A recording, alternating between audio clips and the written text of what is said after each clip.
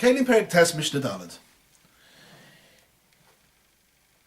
Mishnah Daled and Mishnah Hay, and in fact Mishnah Vav, are actually all part of a set dealing with mashkin, which are balua, which are absorbed in a piece of cloth or in a fruit. And we're now going to discuss at which point and what conditions must be met for those mashkin to be able to be metame in their state of being balua. Says the Mishnah, Sfoig shabola mashkin tamein, a sponge which has absorbed mashkin tamein. V'nogov mi bachutz. Let's just recap here the rules.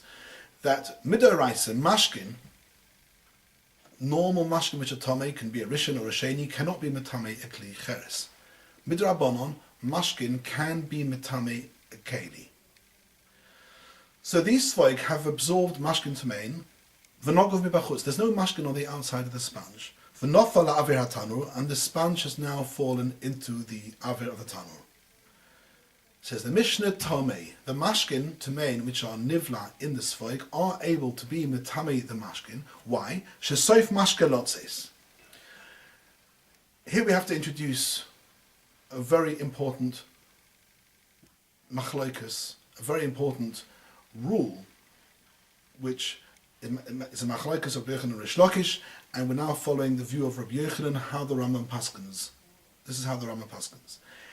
When dealing with mashkin chamurin means mashkin which are metamim midoraisa. They are minus a zov and zova. They are an av hatuma. Mashkin chamurin are able to be metame ekli midoraisa because they are an av hatuma.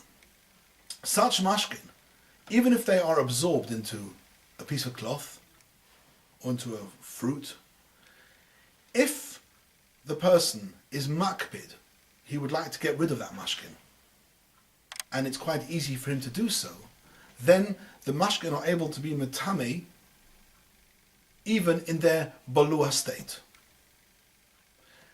Then I would not need the reason of the Mishnah when the Mishnah adds the word shesoif mashkelotzes.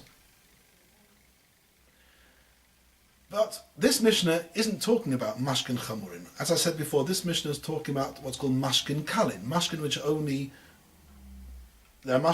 a rishon atuma, and are only able to be metame the kli midrabanon.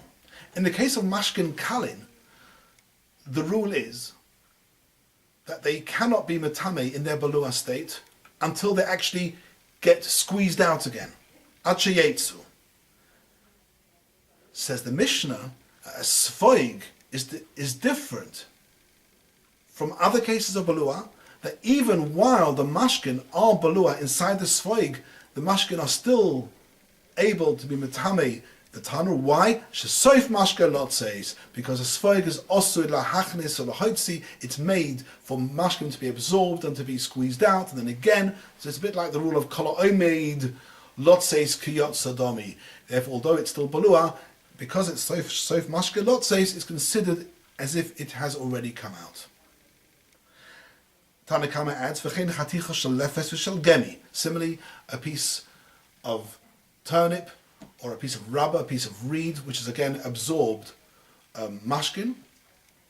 Also, they're metame because shesoif mashkelotzes. Bartanur explains this gemi was used actually to check the wine, and therefore it's again osil hachnis oloitzi. On those two, the last two of the lefes and the gemi, Rabbi Shimon Matayr Bishne Elu, he says, I don't agree with those two because they're not as osil hachnis oloitzi as a sfoig, and therefore to them I would apply the normal rule. The mashkin kalin, which are balua, are not able to be metame ad sheyetzu until they come out and resume their old identity as mashkin. And that's